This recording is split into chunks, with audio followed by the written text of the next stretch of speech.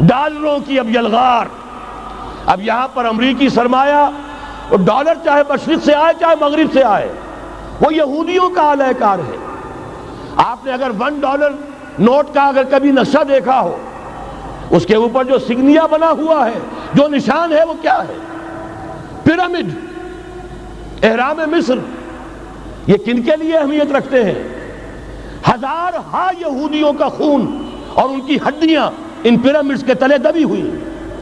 جب یہ احرام بنائے گئے تھے، یہ یہودی وہاں غلامی کے دور میں تھے، بیگار ان سے لی جا رہی تھی. بڑے بڑے پتھر جب گرتے تھے تو پسنے والے یہودی ہوتے تھے. یہ ان کی اپنی جیسے ہولوکاسٹ، جیسے انہوں نے اس کو اپنا سمبل بنایا ہوا ہے، اسی طریقے سے پیرامڈ، مصر کا پیرامڈ، یہ گویا کہ ان کے اس زوال کا ایک نشان ہے. اور اس پر ایک آنکھ بنی ہوئی ہے، ایک آنکھ، کانے دجال کی آنکھ، وہ دیکھ رہی ہے. عجیب ہے یہ سمبل.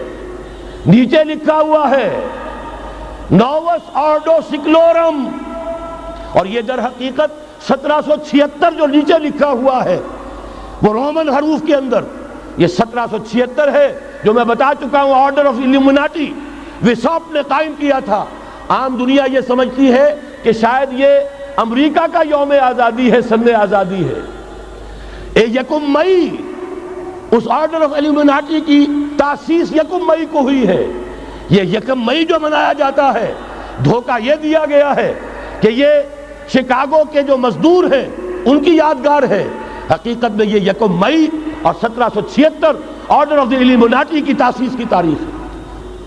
ڈالر میرے اس دیش کو ناپاک نہ کرنا. اور میں تو انہیں داد دیتا ہوں، جو کچھ انہوں نے، شاعر کہتے ہیں اس کو جو صاحب شعور ہے، اس صاحب شعور نے جو مشاہدہ کیا ہے کہ ڈالر آئے گا تو کیا آئے گا ہمارے ہاں. میری تو فکر کے اندر رچ بس گیا ہے. پاکستان کے بارے میں جب کہا تھا، اے آندھیوں سنبھل کے چلو اس دیار میں، امید کے چراغ جلائے ہوئے ہیں ہم.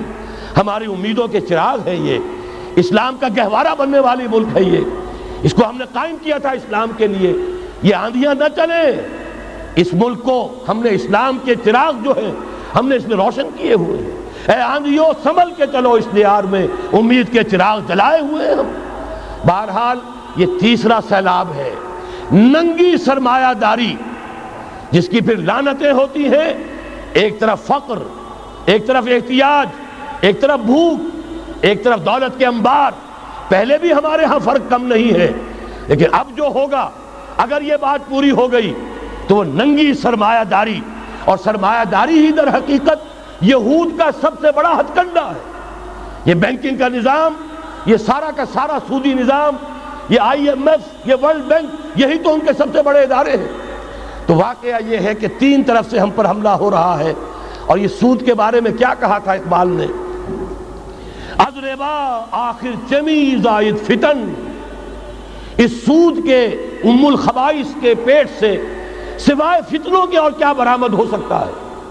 کس نہ داند لذت قرض حسن.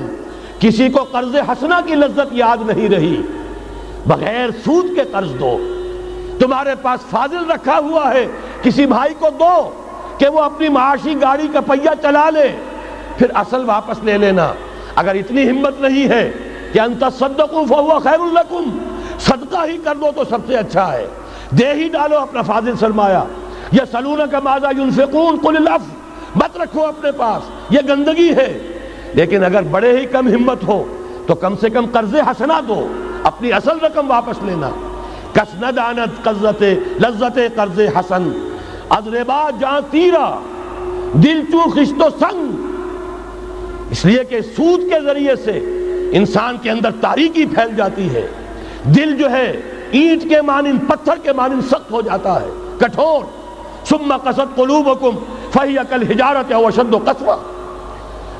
آدمی درندہ بے دندان و چنگ، اور انسان بغیر اس کے کہ بھیڑیوں والے دانت ہوں اور بھیڑیوں والے پنجے ہوں، بھیڑیا بن جاتا ہے. بہرحال اب کرنے کا کام کیا ہے اس کو سمجھیے.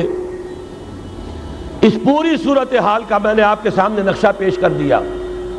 ایک طرف مغرب سے نیو ورلڈ آرڈر، جو جیو ورلڈ آرڈر ہے، اس وقت کی سپریم پاور آن ارتھ امریکہ کی سرپرستی میں بڑی تیزی کے ساتھ حملہ آور ہے. دوسری طرف وَمَكَرُوا وَمَكَرَ اللَّهُ وَاللَّهُ خَيْرُ الْمَاكِرِينَ۔ اللہ کو پامردی مومن پہ بھروسہ، ابلیس کو یورپ کی مشینوں کا سہارا۔